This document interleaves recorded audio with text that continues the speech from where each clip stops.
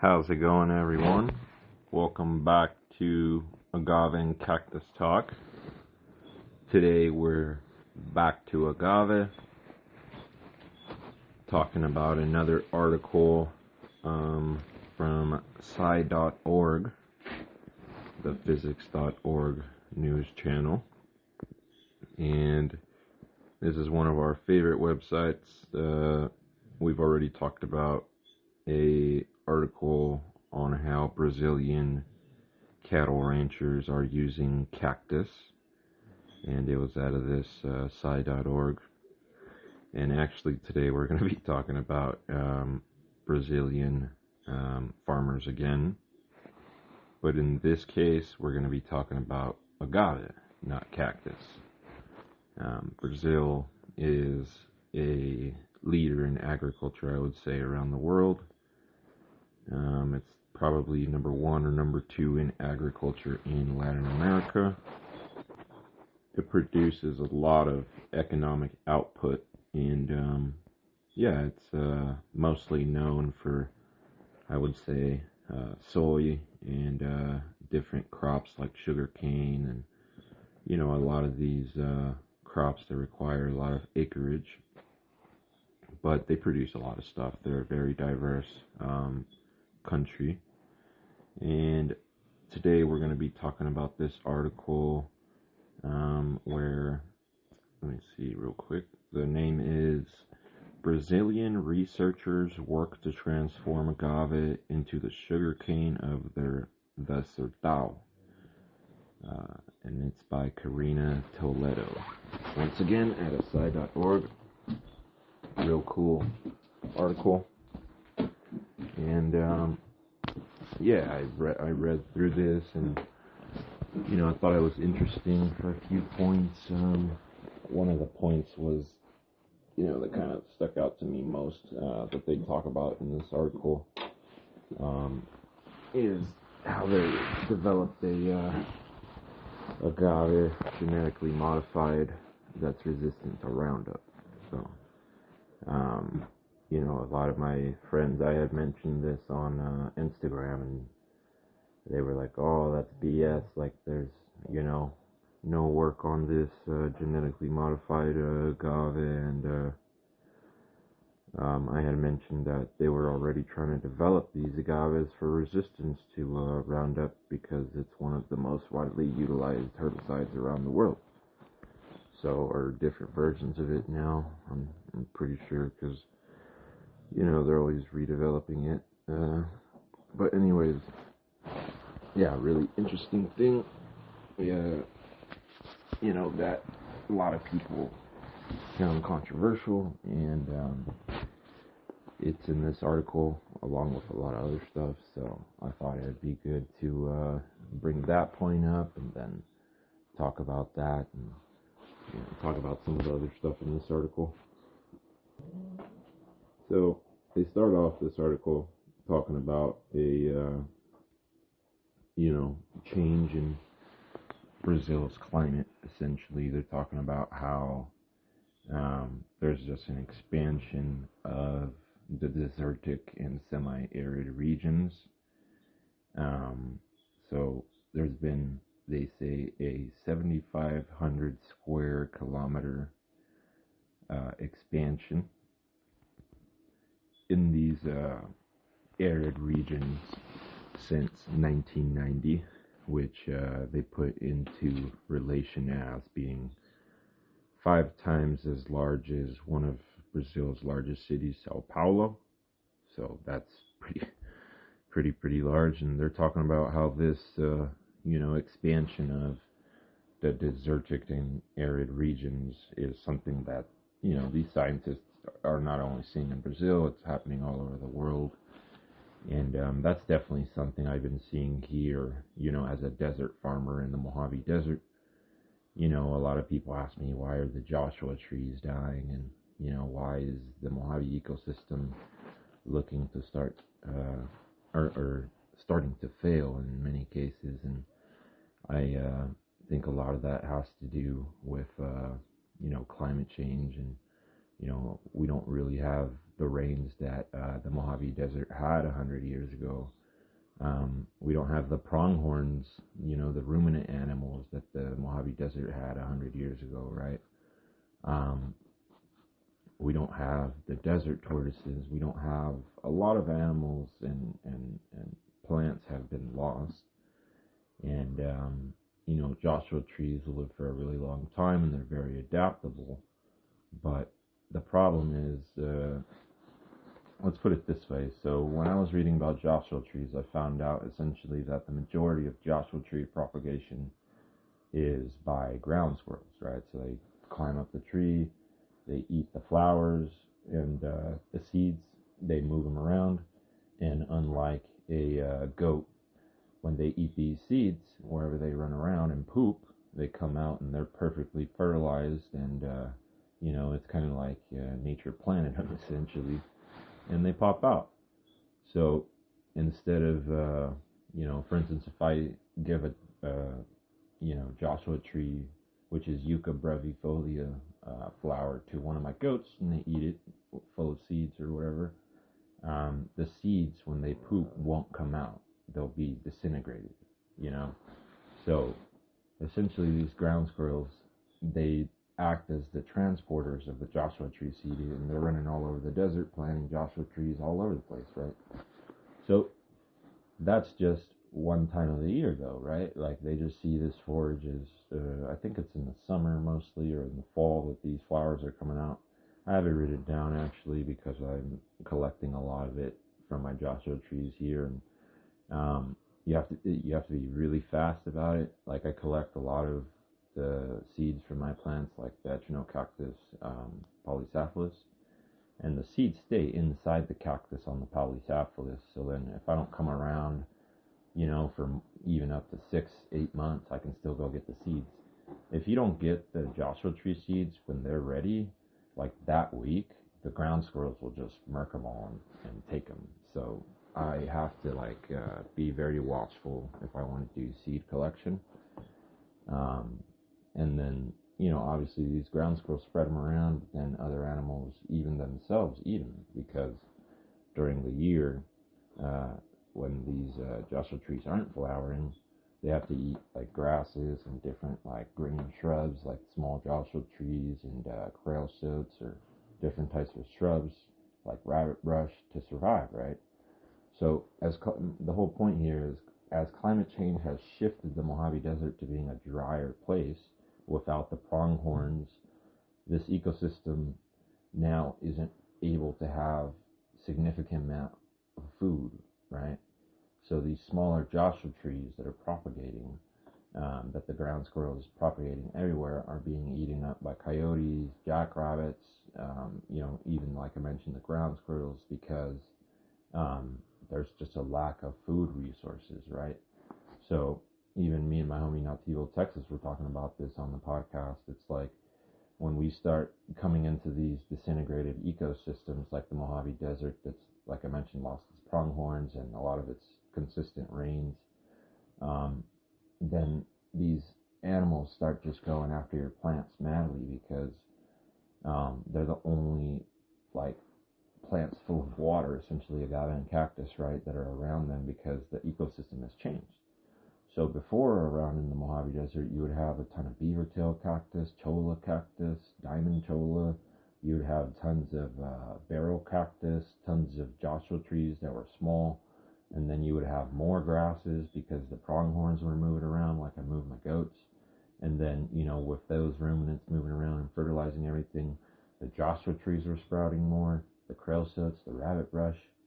You get me? So when the ecosystem starts to lose its keystone species and plants and shit, then everything starts to collapse, right? So I'm starting to try to reverse that by planting Joshua trees and the cacti and all these other things, right? But yeah, sidetrack. Just going off of their point that this is expanding, right? The Mojave Desert is expanding, but I've started to reverse that, at least on my land, on a very, very small piece of it. So, yeah, very that those type of solutions can be applied around the world.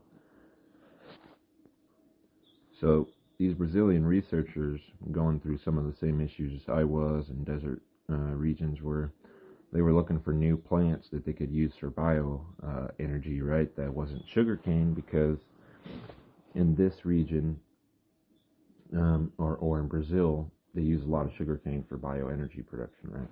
And for just sugar production, actually, Brazil is a huge exporter of sugar. So, obviously in this region, there's not as much rain in these desertic regions of Brazil. And because of climate change, these regions are expanding. So they're like, okay, well, what plants can we put in these regions to maybe slow down some of this desert expansion and have agriculture here where there really isn't much, because the land has started to degrade, like here in the Mojave. And then they're like, okay, well, how can we start to reverse some of this, right? And that's kind of where I start to talk with people about why I farm here, right? Because like a piece of like I keep a large portion of my farm wild, and I move the goats there and start regenerating the land. But the farm here, by planting agave, cacti, trees and stuff, all with the natives, is boosting up the natives. So sometimes farming is part of the restoration. You know what I mean? Like, obviously, I want to keep the majority of it wild, but the pieces that I do farm are actually improving the environment just as much as the other areas where I'm moving the animals and stuff. So some areas you can farm to restore, some areas you can use animals to restore, some areas you can just leave to nature wild, so you can play with it. But, essentially, like, if the climate is changing, we're going to have to kind of, in a lot of areas, step in and accelerate a reversal of that expansion of the desert expanding, right? Not only in Brazil, but here in California, too. So, yeah, these Brazilian people, they're looking for a bunch of stuff that could grow in this desert region that's not sugarcane, because it requires a lot of water. And as the climate changes in Brazil, they're going to have more desert regions that don't have stable water. So they're like, well, we got to figure this out now, and then try to reverse some of that expansion in the Brazilian deserts or arid regions. And then also, in other areas where it's expanding, start to find agriculture solutions, right? So these researchers decide to turn their focus to agave, which is, I think, a great idea. They talk about how it's a succulent with more than 200 species. This is something we mentioned on our podcast. It's anywhere from 200 to 250 plus agave species, and agave wild hybrids that are just natural hybrids. So, yeah, there's a lot of species that could hold potential to be commercially farmed, and small-scale agriculture, permaculture systems, restoration efforts. Like, the agave is a very diverse family that could have lots and lots of uses, right? So, yeah, they were just seeing, this is something that they might want to apply to these regions, right? So they had this presentation about the agave on October 14, assuming this was 2023, I guess, because the article's in 2024, a little bit before this, like October 16, so looks like it was 2023, this consortium. So then, oh no, it was on October 14, so it looks like it was like 2 days after. Oh, okay, it was in 2024 then when they had this conference, and then the article was written just a few days later, it looks like. So they were talking about some of the findings that they have started to observe with agave in Brazil, right? So they're just kind of summarizing a lot of the work that the agave industry in Brazil that they have been a part of has been, doing, right? So they talk about how there's all these different species, but the main species that's in Brazil is Agave cisalana. And this is agave that traditionally is used to make sisal fiber, right? So we talked about this in the Agave Genetics podcast. The sisal agave was a hybrid that was developed in Africa and then taken all over the world because it was the best agave for, fiber production. And Brazil, Mexico, Africa, all these areas traditionally have been areas where for centuries they have cultivated sisal agave and, made all types of stuff: clothes, ropes, sails, paper, everything really that, trees, hemp, fibers could be used for, right? Agave is a very versatile fiber. But then, the thing is too, like my homie who's a Brazilian agave researcher, he was telling me that in Brazil, a lot of the Brazilian farmers want low-spined agaves, and they, are working with different agaves, but they're kind of looking for a lot of these low-spined varieties, so that it's just easier management, easier forage, and that's why, a lot of the super spined varieties, they're trying to, some of them hybridize and some other ones kind of stay away from. So Agave cisalana is a perfect plant for them because, traditionally it was hybridized and developed for specifically fiber production. That's why it's so great for that. But that does not mean that an Agave cisalana cannot be distilled. I've tried and made Agave cisalana distillate, and it's fucking amazing. Agave cisalana is a bulbous agave. I was about to say naturally, but it's not a natural agave, right? But anyways, it naturally bulbs, I guess, just for the sake, I'll use that word. And it also gives pups, and it grows fast, 5 to 6, 7 years, depending where you're at. Most areas, if it's getting good water, 5. And yeah, you can make spirits out of it, you can make pulque out of it, you can harvest agua miel out of it. A lot of these agaves that are not the gigantic, salmianas, and mezcalero agaves like valencianas or stuff like that, you have to do a little bit different of a processing for trying to extract the agua miel than you would for a salmiana, but most of these large agaves can produce pulque, and cisalana fits into that category. So it's a very cool agave. It's one of the agaves that I call the triple threat, because it gives the bulb, seed, and pups.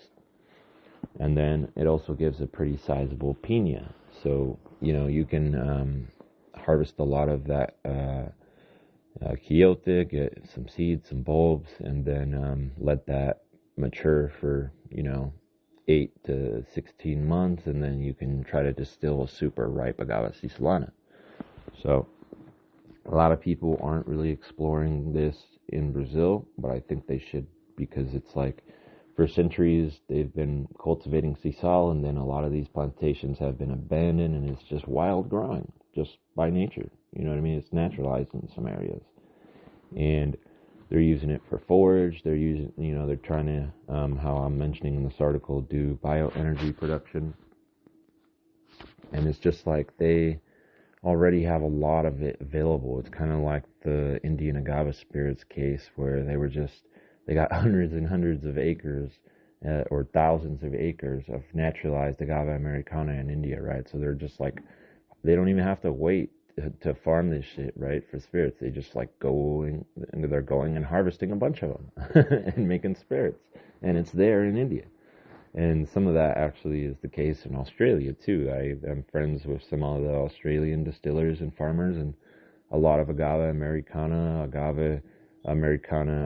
cultivar franzoni, a lot of agave americana variegated marginata. It looks like a lot of these varieties were already available in Australia for decades, growing in the wild under eucalyptus trees, many cases in the forest or whatever, and the grasslands, and nobody really gave a fuck about them until people started making spirits out of them a few years back in Australia, and now people are really interested in these wild agave that, they're kind of, how in Mexico the wild agave are really, really prized for spirit production because they grow up, in a really, really unique microclimate, But that's some of the stuff I'm trying to replicate on my farm by having cacti, natives, grasses, shrubs, trees, and then, meat-putting shrubs and trees. When you harvest that wild agave, there's like all these hundreds of relationships, right, between the forest fungi, the forest soil, all the forest plants, or the grassland plants or whatever. And then that agave is growing up with all of these things, right? And then that's why these flavors are really prized, because it's like in a really healthy ecosystem a lot of the times, right? Whereas on farms, it's in this perfect ecosystem. Sometimes it actually makes a kind of like weaker agave, you could say, or a weaker flavor.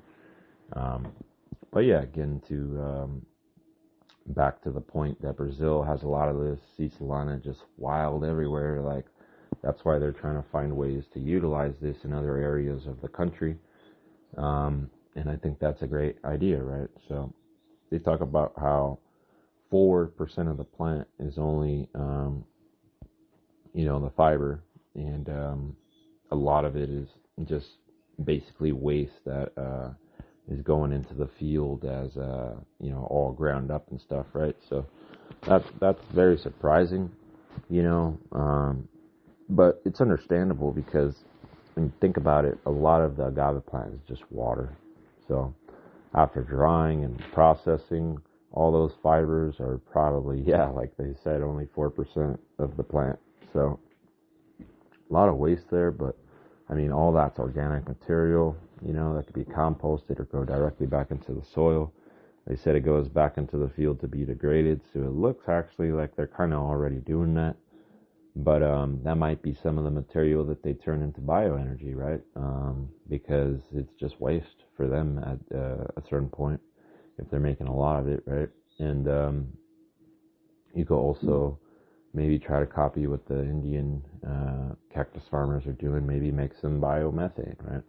Because the biomethane is more kind of like a copy for, man, I should have explained this in the last podcast, huh?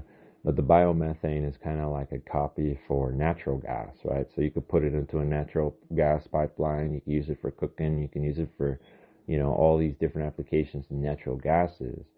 But you can also turn a lot of these, organic things, that are processed like agave and cactus into other biofuels such as bioethanol, or a type of biodiesel that might be used in a diesel engine, right? So there's lots of different biofuels, right? So real interesting there. That's why, Brazil's doing a good job here trying to explore this, right? They say they're going to try to create bioenergy from, the juice, from the leaves, and, they're saying that the leaves are really rich in inulin, which is a complex sugar, and they also say that the bagasse is full of it as well, but the type that's in the bagasse is the cellulose. So they're saying that, the bagasse can be, I think in this case they're referring to the processing material after they've used it for fiber, but it might be the processing material that's coming out of after distillation as well, right? The waste. So they're saying that has more cellulose, and they're saying that a lot of the piñas essentially have a lot of is the place where the inulin is concentrated, and the inulin has a lot of uses as well. The problem sometimes in biofuel research or biofuels with agave is actually that inulin, because it's such a complex sugar that they need to find out different types of yeast that can process it, right? So that actually works in your favor though, because you can find out a method to separate it, and then you can make your biofuels, and then you have the inulin separated, and you make that into something like a powder, or something that could go on the market. So that's a smart one that they're already looking at the inulin use. But they're talking about here how the plants require, they're saying the plants require less water, in this case the agave plants, compared to sugarcane, grows in 5 years, and then generates 800 tons of biomass per hectare. So they're saying it's very, competitive with sugarcane when you account for the water and the fertilized use. And even though it takes 5 years, it's still producing a lot of biomass per hectare, which could go into, the production of, bioenergy, right? So, agave compared to sugarcane is just a huge improvement, If this starts to work out for them, they might even start to replace some of the sugarcane production in other regions where it's dependent on heavy irrigation or aquifer use, right? Because they might have a lot of the same issues that we have with alfalfa farming in the Imperial Valley, where it's just abusing Colorado River water, or in Arizona where they're abusing aquifers to grow alfalfa and shipping it out the country, which is essentially just shipping our water off. But they collected a bunch of different agaves, they say, from different countries, like Mexico and Australia, and then throughout, their country of Brazil. And, they're still investigating a lot of the different characteristics of a lot of these plants, but the main ones that they're kind of focusing on are, how much sugar does it have, what type of sugars, how complex they are, how utilizable they are, how fast it's growing, how much water it needs, what is it, how is it benefiting the soil. So, in that case of the sugar, here's the thing, it's like some agaves might have a bigger piña and give you more sugars. Some agaves might maybe have smaller piña, but they're more complex sugars, or maybe more utilizable sugars, or more diverse sugars. So every agave has a different sugar complex and diversity, and that's why it's important to investigate this, and that's some of the research we need to do here in California, or there are a lot of research papers that I've read out of Mexico which talk about this specific thing. So I hope maybe the Brazilians put their info online, or then if we research it here in California, we put that info online for other people so that they can advance on this as well. But the photosynthesis is a weird one, because they say right after it growth rates, right? So in my head, I'd be like, that's the same thing, because the photosynthesis is like, how much sun is coming to the plant, and then, how it's utilizing that sun to create essentially sugar molecules, right? And energy. So, and that's going to be contributing directly to the growth rate.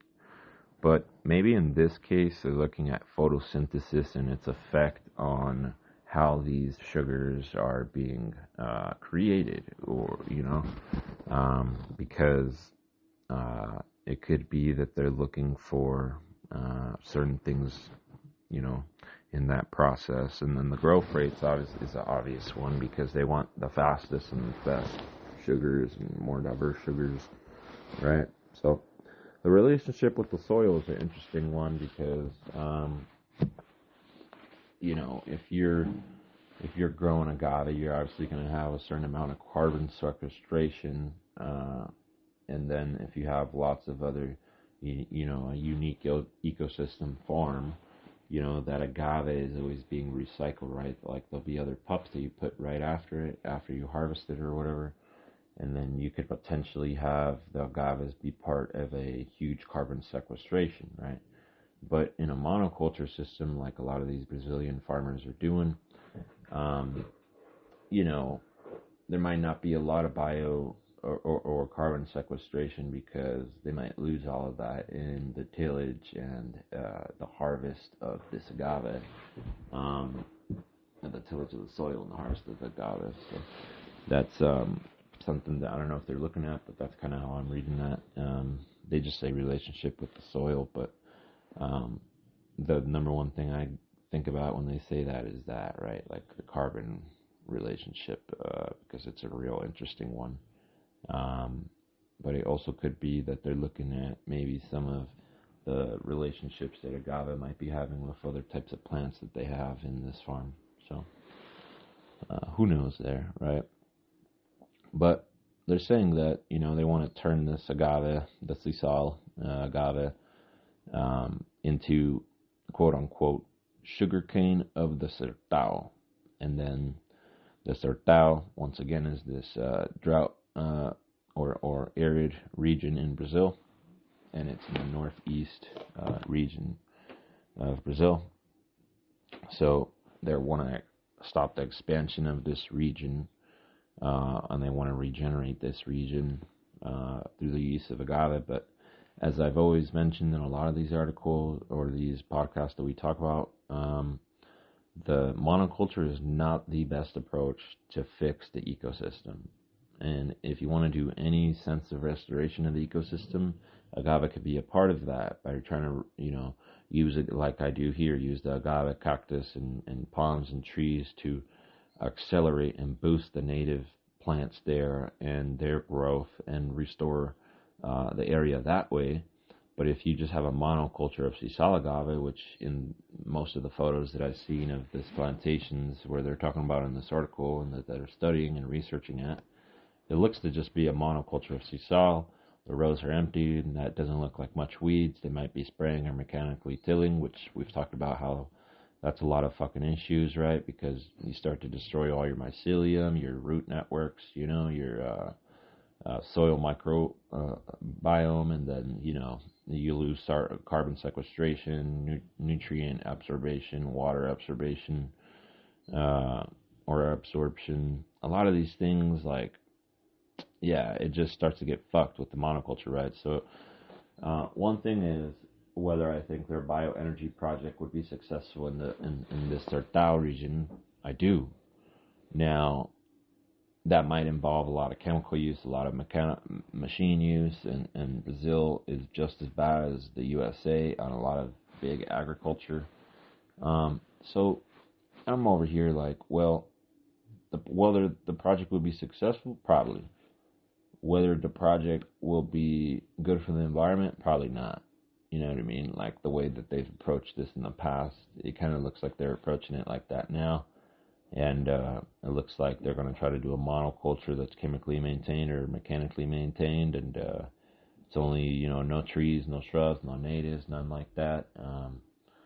Like agave isn't a native to Brazil, right? So it's they're not using like they're talking about how one of the biggest costs they're going to have for these agave farmers is the nitrogen in the fertilizer use. In a monoculture farm, if you've got, a Brazilian native nitrogen fixating trees, or trees that can help the soil microbiome, you're not going to need that. You're not going to need those fertilizers. You know what I mean? But they're thinking about it from a monoculture sense, right? Thinking that that's like a huge cost that they're going to start incurring. And they are. But it still might be profitable for them, even though it's going to be a very, very large margin. That's why they're probably going to need gigantic farms, right? So a 10,000 acre farm that, gets a small margin, that's a lot of these Brazilian farms and American, Midwest farms. It's like this part kind of got messed up and buzzed up in the podcast that I did with the other day where, who was I talking with? I think it was with, with my homie, Agave de Occidente. It's like I was telling him, I'm like, you could be two type of farmers, right? Like I know a farm that's super small that makes $1 million, that's only like 5 acres. It's like larger, it's like 10 acres, but they only farm 5. And then I know another farm, that makes like, I don't know, like probably like 8 or 10 million. But, comparatively per acre, it's interesting because the large mega farm is making like 500 to 1,000 per acre, and he's like extremely insane happy, right? And then the other person obviously is only on 5 acres making $1 million, so he's making like 200,000 an acre, And the difference is one is a monoculture on a low margin mega farm, and the other is a super small farm that has like, they're basically going to like farmers markets. They fucking have like, email lists, and they ship out all their stuff like just locally on bikes and shit, and then they grow everything there, so the profit margin is high because they're doing their own deliveries and logistics and growth and marketing and everything, right? So you could either be this super diverse, innovative farm, or you could be this mega farm. But then you look at the numbers, and it's like for the mega farm to produce the million that this 5-acre farm was, they would need like 1,000 acres, 2,000 acres if the price is 500 an acre. So to just show you, like, what do you want? Do you want a 5-acre diverse polyculture ecosystem farm, or do you want a fucking 2,000 acre mega farm low margin? Right? So you could do whatever you want, but I've made my choice. I'm gonna be the small guy that's very diverse and making a high profit because I'm vertically integrated. So these large mega farms, they only want to farm. They're commodity farmers, right? So people in Kansas growing the wheat, and then the Iowa people growing the corn. They're the mega farm. A lot of the mega farms, getting low margin off each acre, but they got so many acres that it makes sense.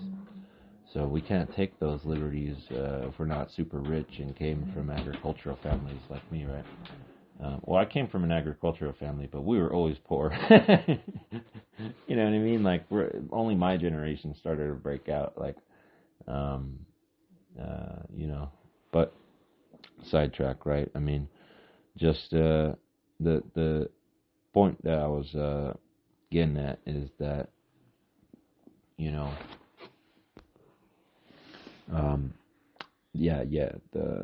the point that I was getting at is just that a lot of these Brazilian farmers are like a lot of these low margin mega farms in the Midwest and stuff, right? So you more think they're kind of gonna do the same thing, right? Like how they have a lot of their soy industry, right? Mechanical, chemical, monoculture, right? And it's like that sucks, but that's more likely what's going to start to happen in Brazil, right? And they'll produce a lot of bioenergy, but will it be good for the environment, the people? Probably not, Like, I already know Brazilian researchers working on mechanized tractors to harvest agave. You know what I mean? They're already looking for ways to kind of like speed up a lot of this stuff, which is great. But a lot of the times when it falls under bad leadership and they're looking for ways to speed it up, like right now it's in the researchers' hands. Once it starts getting into the company's hands and they're trying to speed stuff up, then, they start using a lot of bad chemicals and bad labor practices. It starts to go to crap, right? But anyways, I was just mentioning that's probably what we're going to see in this drought-stricken region, this Sertão. A lot of big monoculture desert farms that are growing sisal agave. So it's going to be real interesting there. So yeah, now let's get into the nitty-gritty of the article. Real interesting portion, I think. They mentioned how one of the biggest problems in trying to create ethanol from the agave is that the yeast that's normally used, which is Saccharomyces cerevisiae, it's very difficult to metabolize this complex inulin, right? So the Saccharomyces cannot do it. So they basically inulin is like a fructose, right? So it's like a very complex sugar that they're saying essentially to break. They need to break it down to release its sugars, so they need to hydrolyze it, right? So that's just the way that they are getting over the yeast inability to utilize the inulin. But as I was mentioning earlier, they might just want to separate that inulin, and then they could use the yeast on the fermented agave to develop whatever type of spirits, biofuels, or methanes and stuff like that, right? So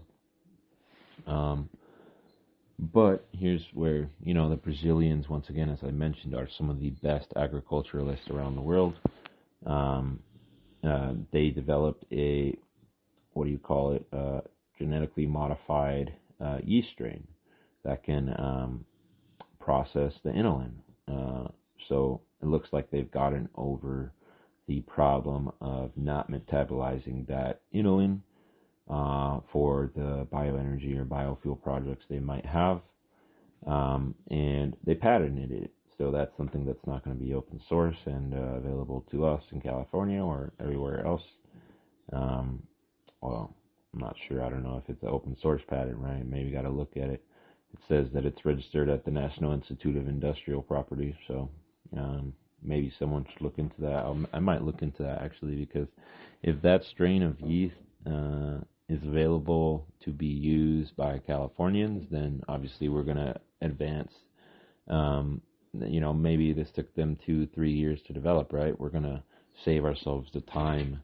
But the open source thing, it's like we might want to use some of their knowledge and they might have it closed source. So it's like, that's why we need to start a lot of research too. That's, going off the 10,000, 50,000 agave research papers, right? Like, take the research that's already been done and work on it here in California.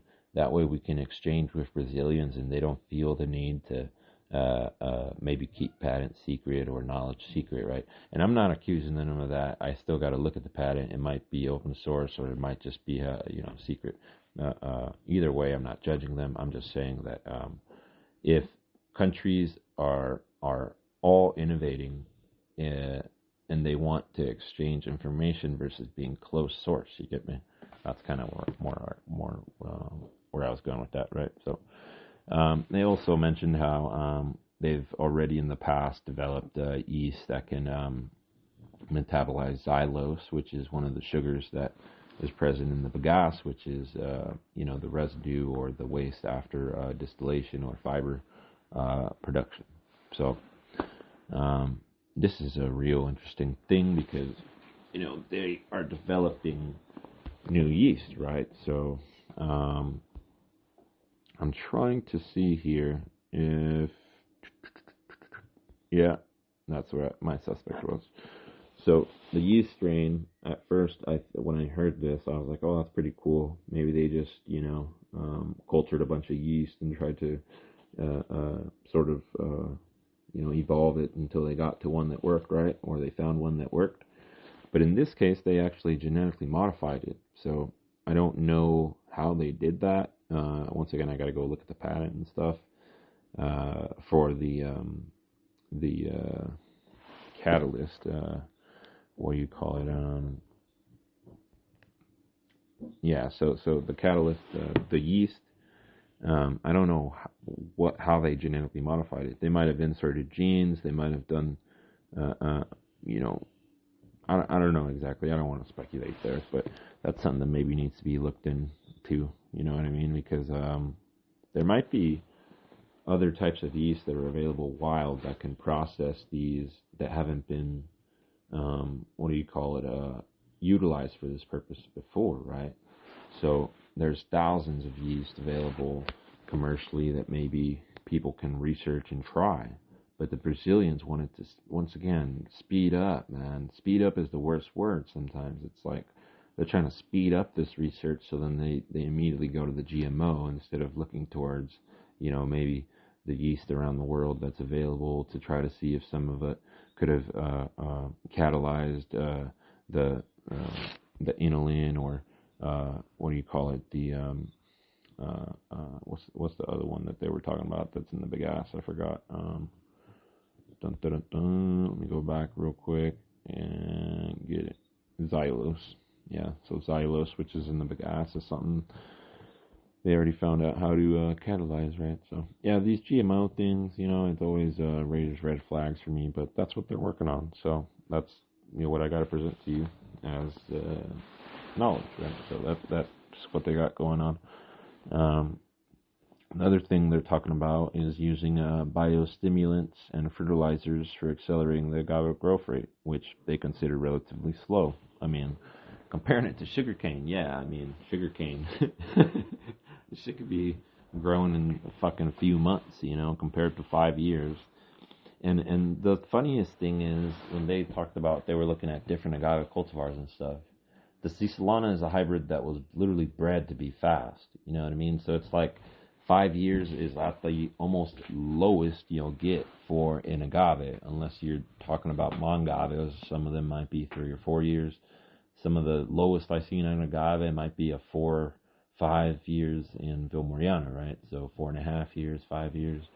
It's like, yeah, like I mean, I don't think you'll get a faster agave that's at that size. So if they're looking for speed, they might as well abandon that project of the germplasm research in agave. I'll tell them that much. You know what I mean? Unless they're going to start to try to make more hybrids, which, again, Brazil. They might start making a bunch of lab-made hybrids, which isn't a good thing. But, again, Brazil. They might start doing it. So we'll see what's up. But they say they patented a bunch of different compounds that have doubled the rate of growth. And, they've identified different other ones. They mentioned 4 different other ones that can help speed up the growth of the agave. I don't know if they're misreading or misinterpreting what the farmer said and researchers said in this article, but check it out. This is what I'm thinking. So they say they patented a compound that doubles the growth rate. Now they're also saying the growth rate is 5 years. So does that mean that they patented a compound that speeds up the agave growth rate from 5 to 2.5? That would be groundbreaking and historic. You get me? I don't think that's what they're saying, but that's how they're putting this out, right? And I don't know if they're doing that for views or for whatever, but that would be something groundbreaking. You know what I mean? If you could take a 15, 20-year-old agave and then make it grow in 7 or 10 years, this would be groundbreaking. And they say they patented this compound. They don't mention whether this is a compound that's like something they developed in a lab or they identified. So this is juicy. You know what I mean? I'm asking my homie Fabio about that. What the fuck? I'm gonna screenshot this. Ask him about it because that's kind of something that interests me. But it's funny they say which is considered slow for the agave growth rate, right? Like I mentioned, it just cracks me up. And then, obviously they're trying to just speed up the growth rate, which they might get in a more healthy ecosystem farm, but then they might have less agaves, right? Because then they have a lot of other plants. So it's always pluses and minuses to every system. If they're looking for speed and quickness, that's why monoculture works a lot of the times. But the speed and quickness also comes with the speed and quickness of degradation of soil and ecosystem, and a lot of the times the farmer. So, how they mentioned they're trying to see the relationship between agave and soil. It's like, they don't need to research that. I could tell you pretty much monoculture of agave destroys your soil and a lot of groundwater systems, and it's not going to have any carbon capture. Much of it, not good. So, they talk about their ultimate goals of this project. They identify them to 3 things, or four things. They say they want to produce agave ethanol or agave bioethanol. No, that's not how you would say it. Agave ethanol, because bioethanol is like a double, like a double negative or something maybe. So agave ethanol, they want to make biomethane from the agave, biohydrogen, and biochar. So the biomethane, not surprising. We talked about the Indian cactus farmers, the other day, and they're making biomethane out of cactus, right? So I mentioned in that article they might be able to do this similarly with agave, and it looks like the Brazilians are, working on the same things and saying that it can be. The ethanol is interesting because that is how I was mentioning that the cactus biomethane has huge potential to in India. I was also talking about how the biofuels in India is something they should start exploring and making big, because how I mentioned at the beginning of this, the biomethane is something that kind of like replaces natural gas. But if they make bioethanol or biodiesel, this is something that can now go into common diesel engines that are available on the market today. So that would be pretty big if Brazil advances on agave ethanol or agave biofuels. So the two that kind of surprise me are, they say they want to make biohydrogen and biochar.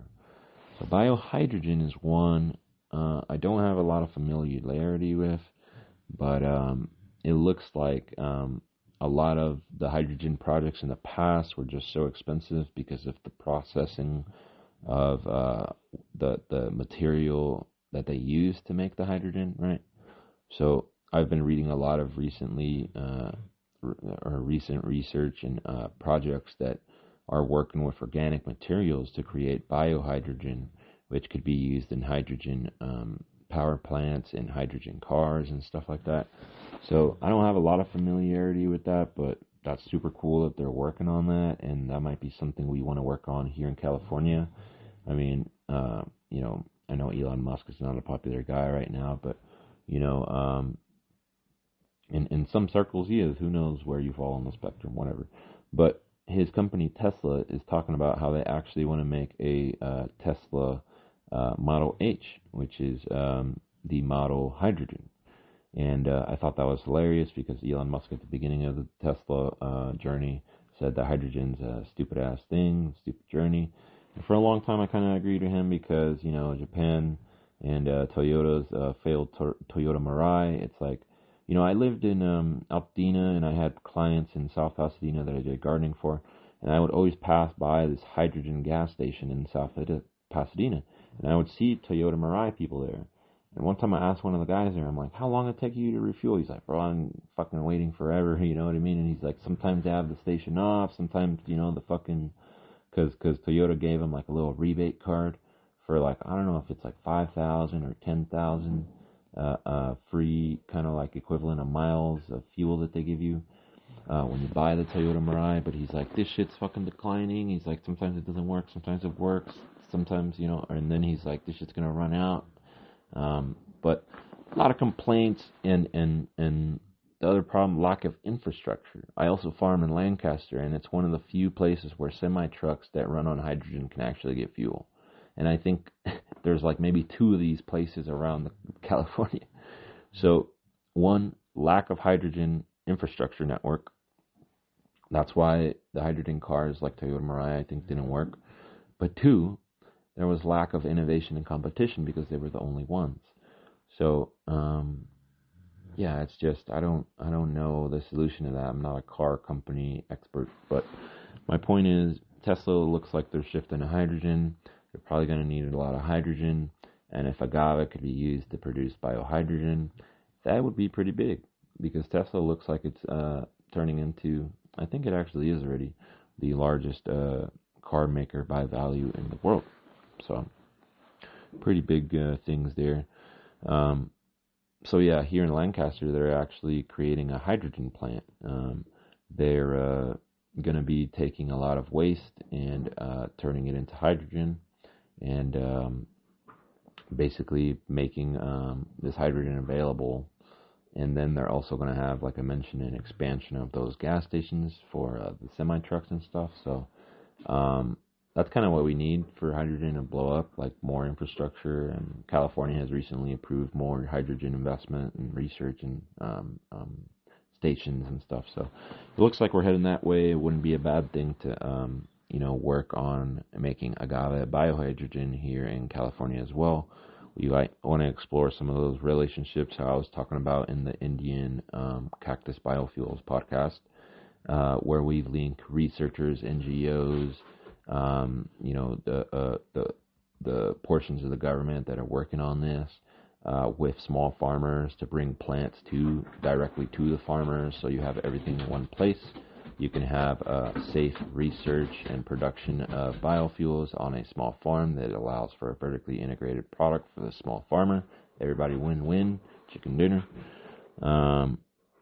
Last thing they mentioned as a goal is biochar. I've never been the biggest fan of biochar, to be honest with you, because it feels like you're destroying a lot of product to create a very small product that will create a very small boost in productivity for a other small amount of products. It just is not very efficient at all.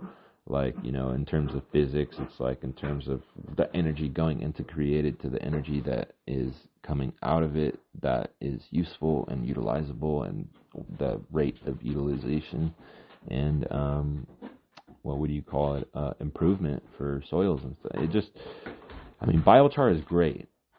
It's kind of like the moss or you know, a lot of these things that are amazing products, but just the way they make them are just fuck, dude. Like, so I mean, I'm not sure about, you know, the whole biochar thing. I think that's just kind of like hype. I think there's a lot of other fertilizers that could do a much better job.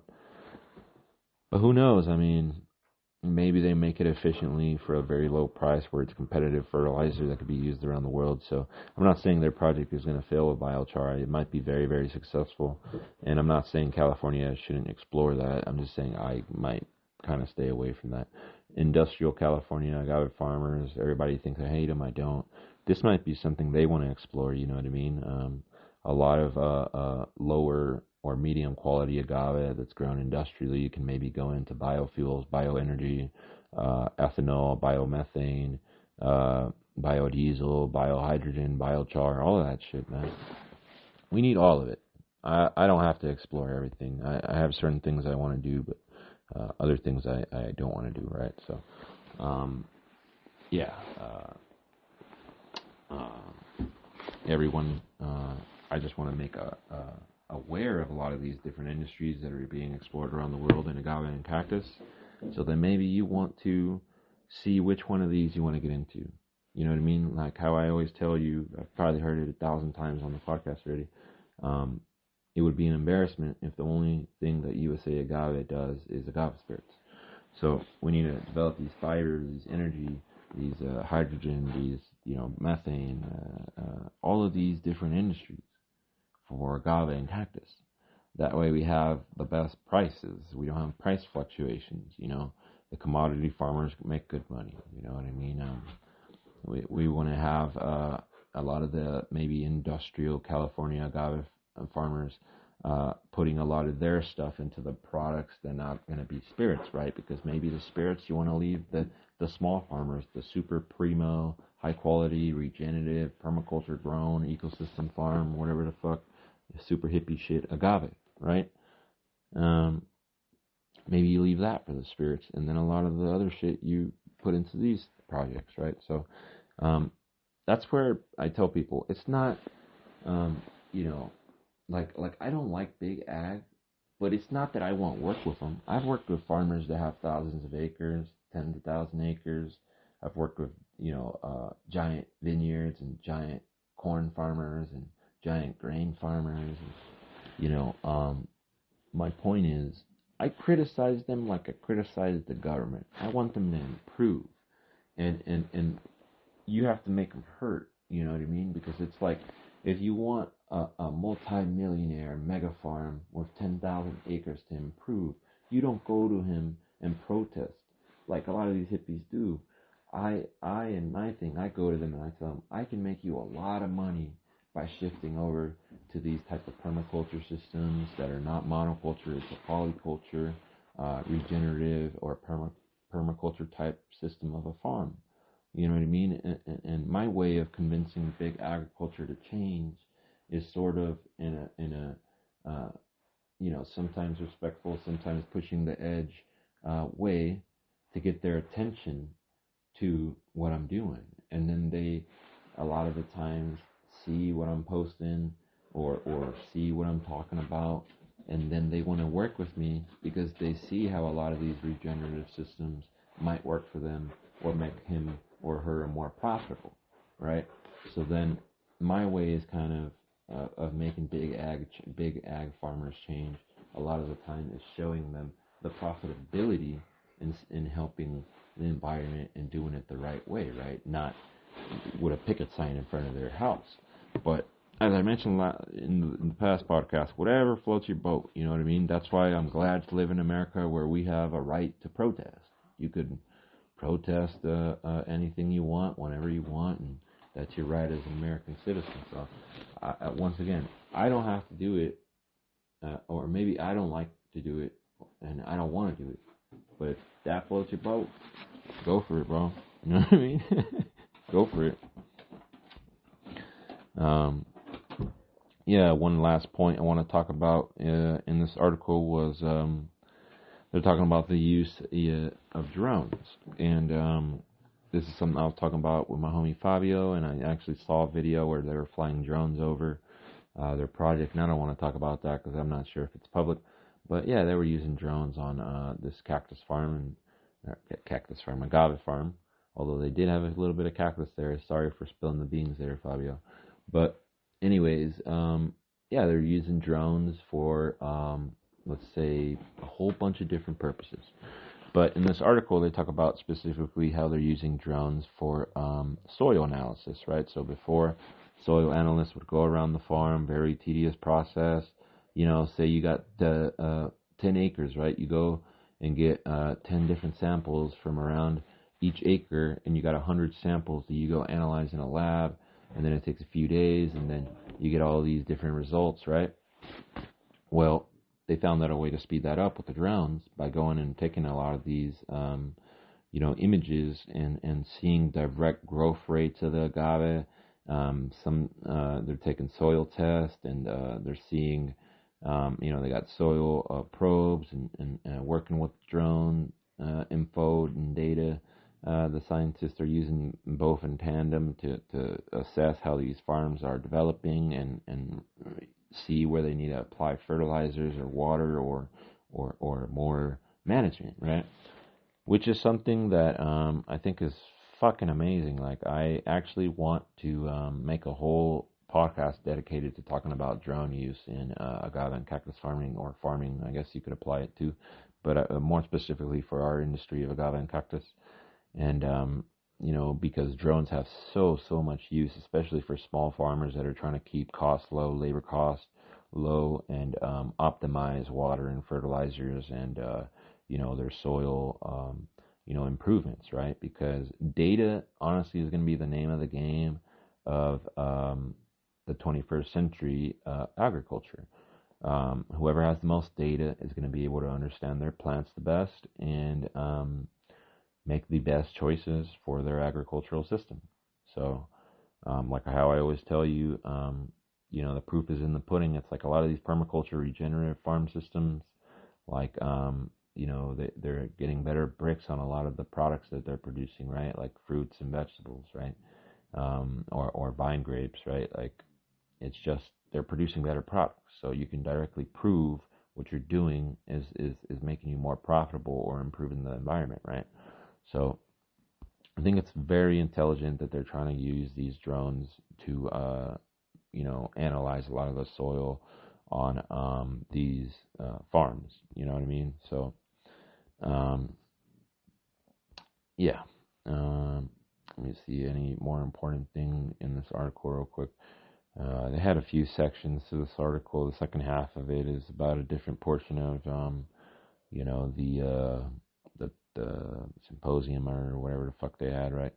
But they're talking about how essentially agriculture began to increase rapidly in Brazil from 1950 to 1960, and the biggest thing behind this was mechanization, right? So once again, I know agave researchers and farmers are already working on mechanization and using tractors to harvest agave.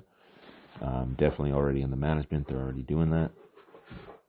So once again, Brazil's going to have mega farms. They're not going to have these little baby farms like I'm doing, Mexico's doing, some of the Peruvians or whatever the fuck, all these, like the Venezuelans with the cucuy. No, it's going to be these big old farms, you know what I mean? So they're looking for ways to mechanize this, and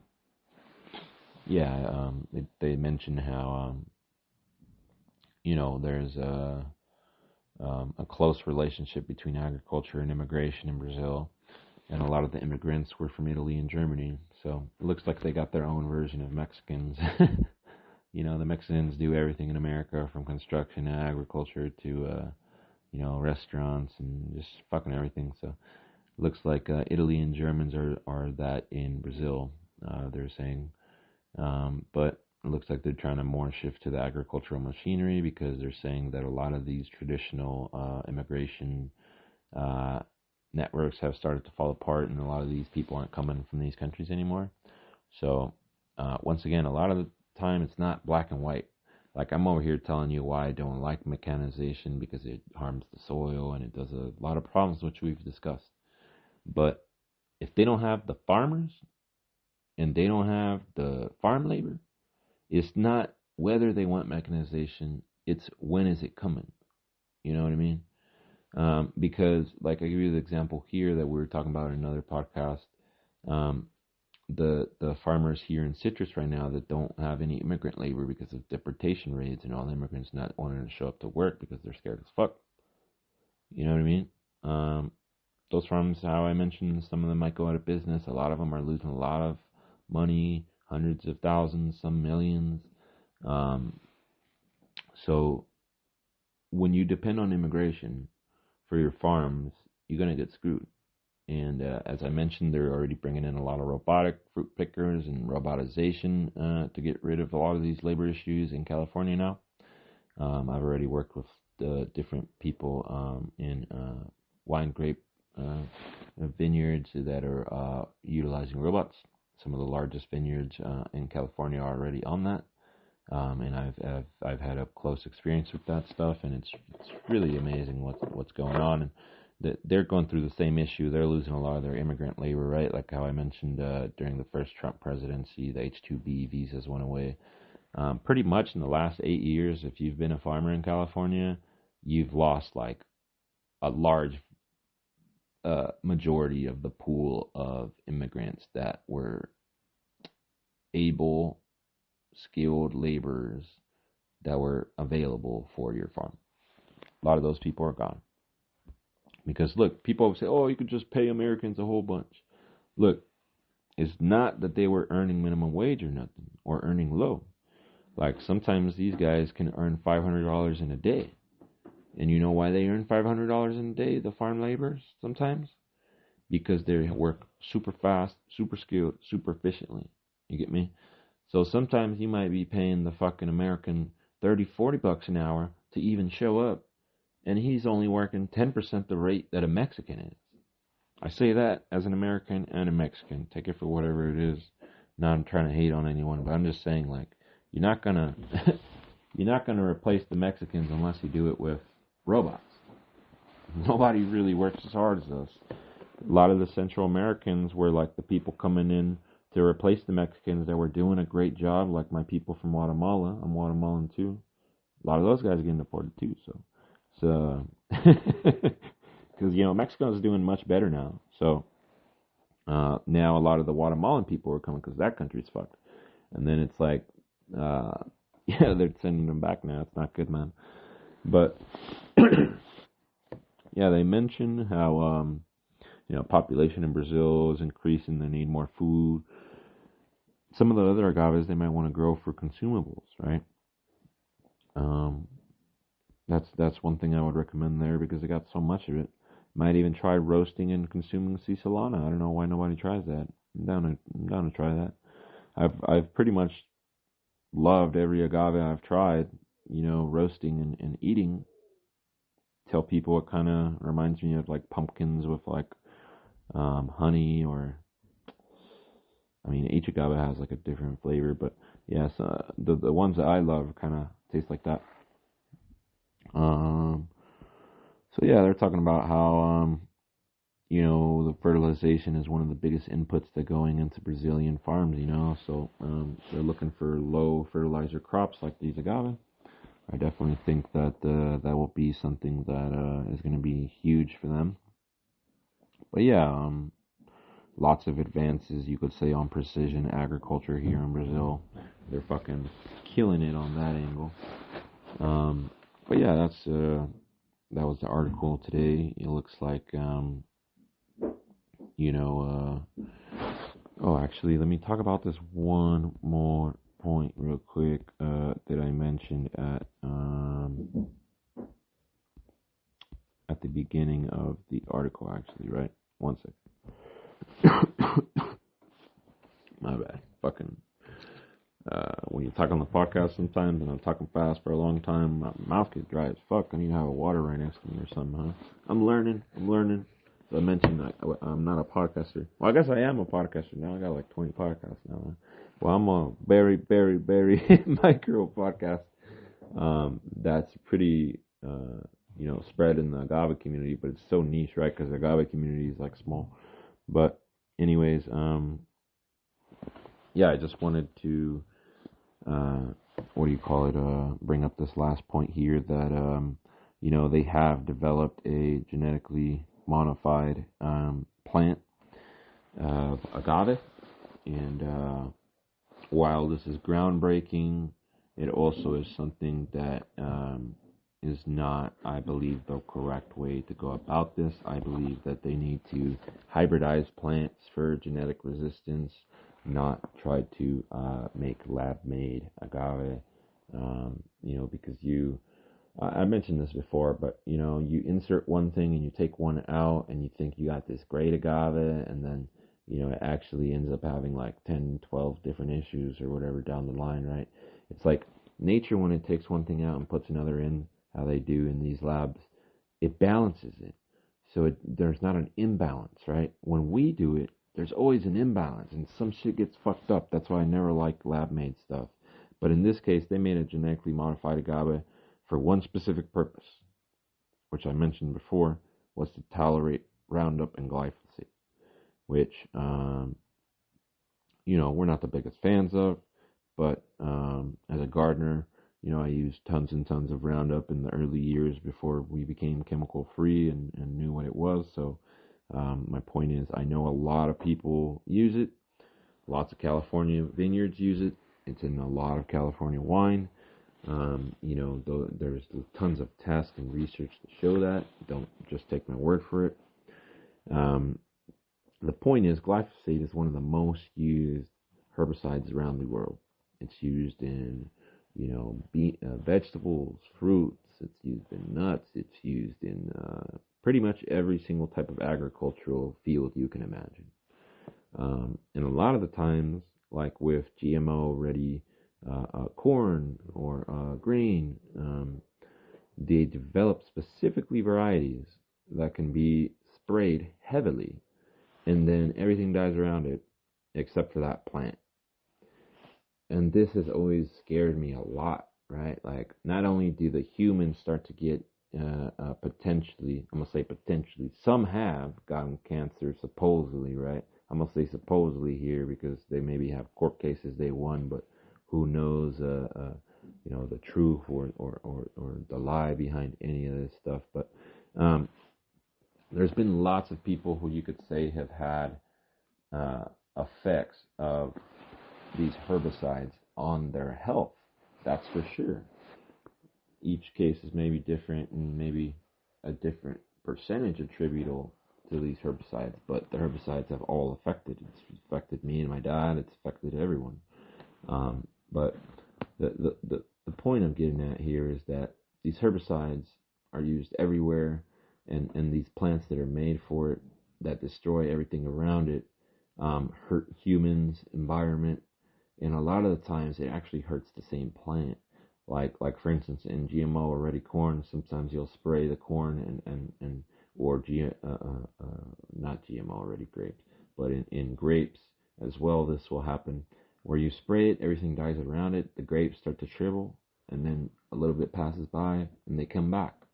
And it's like, even the grapes shrivel, and how I mentioned in the wine, there's glyphosate. It's like, it's in most of our food that we're eating. It's in most of the products that you're eating. If you're not eating or organic or stuff out of your backyard or your own farm or whatever, right? and these have severe health effects on us. Glyphosate banned in many countries. If that tells you anything, for severe health effects on humans and environment. And it's just a horrible, horrible thing in agriculture, and it's used everywhere. You know what I mean? Um, yeah, it's just it's even used in agave in Mexico.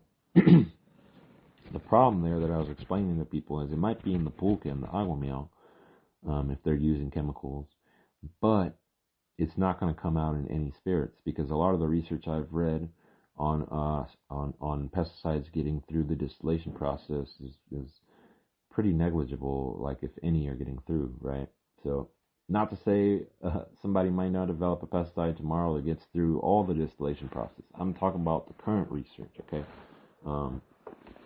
And a lot of this research is based on not even agave spirits, it's based on grain-based spirits, but a lot of the conclusions they made there could be applied to agave spirits.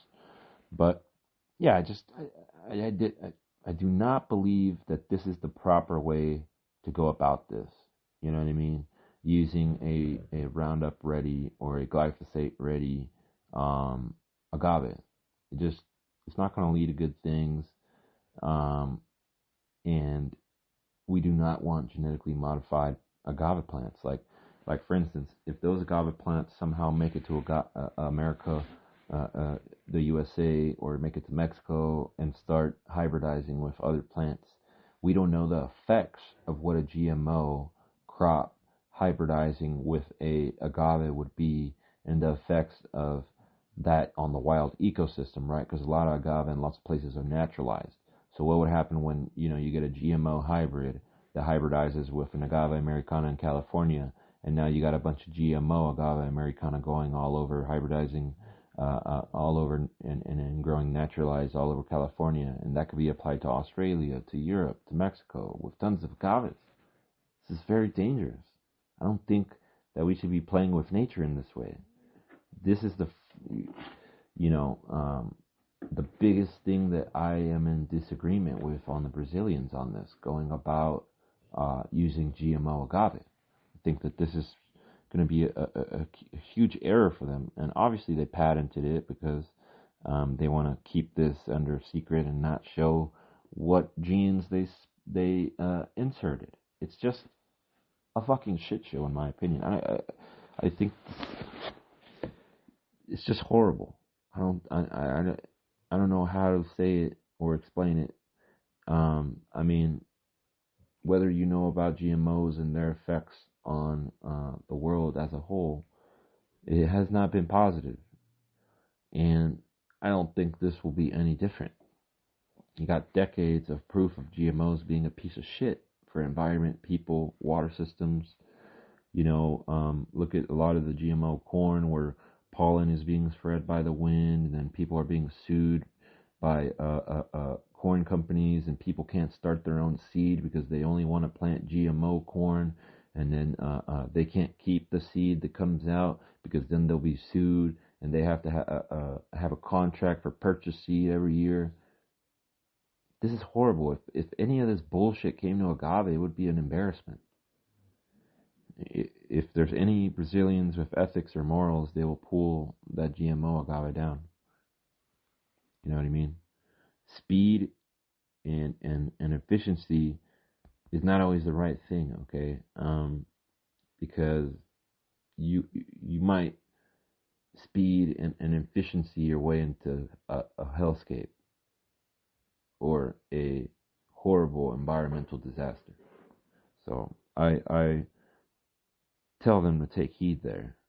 You know what I mean? Or be able to, whenever this GMO agave is planted, not allow it to make a law where it's not allowed to bloom. You know what I mean? You need to start thinking about how this pollen is going to be mixing, and it cannot be allowed. Cannot be allowed, man. And the fact they patented the genetics of it is bullshit, because we need to be able to identify this agave and know the genes of it and be able to stop it at the border from entering anywhere. We don't want your GMO bullshit, Brazil. But anyways, sorry to end on a sad note there. I don't really like GMOs at all. But anyways, yeah, I hope you learned something today. Today was a great article on agave and biofuels. How they're using agave in Brazil. Hope you came across a few points you might want to explore or that really stick with you. And that's the point of these podcasts, just to put more ideas into your head, for you to get educated a little bit, for you to learn a little bit. And, if you got any topics on agave or cactus you want me to explore or research, or maybe potentially look for people to talk on the podcast with, drop a comment on YouTube or my Instagram, Farmingandgardeningcalifornia on Instagram, Agavero Californiano on Pinterest, on TikTok, different platforms. On Facebook, I'm the California Agave Farmer. And Agave and Cactus Talk on Instagram now as well, if you want to follow the podcast. And then if you got any ideas for the podcast or whatever, feel free to drop a DM to that account as well. If you need any agave plants, I'm always here as always. I just started picking a whole bunch of this second bloom I got. I just sold 5,000 agave angustifolia marginata, and now I just harvested 600 agave angustifolia marginata, and so the first bit of or the most mature bulbs off this bloom I've already started to harvest, and then it's going to be a process that probably takes me a month or two.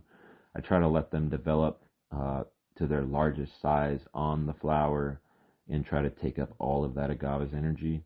Once I see the agave kind of start to dry out and turn to shit, then I know it's time to kind of take those bulbs off, and I need to take over the management, because the agave has utilized all its resources. But anyways, if you need any agave angustifolia marginata, I got you.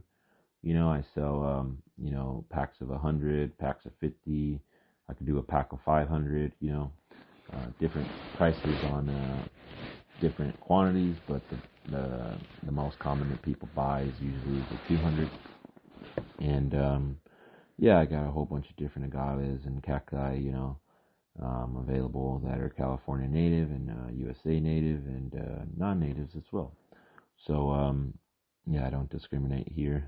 As you saw on my long-ass rant that I went on the Australia cactus farming podcast.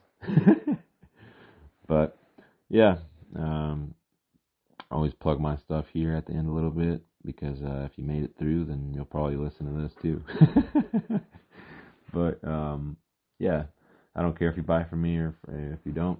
I just hope you go out there and plant more agave, more cactus. Use this podcast as a resource. Share the podcast to other people.